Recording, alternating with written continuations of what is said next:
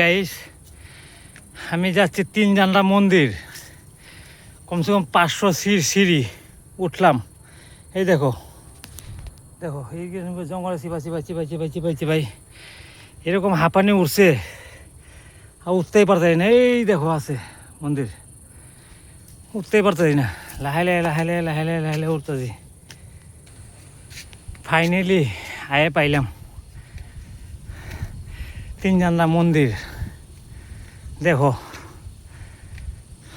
একটু অপেক্ষা, বাবার দর্শনটা করে যাও, একটু অপেক্ষা। ফাইনালি আয়ে পৌঁছলাম বাবার মন্দিরে। এই দেখো, দর্শন করো।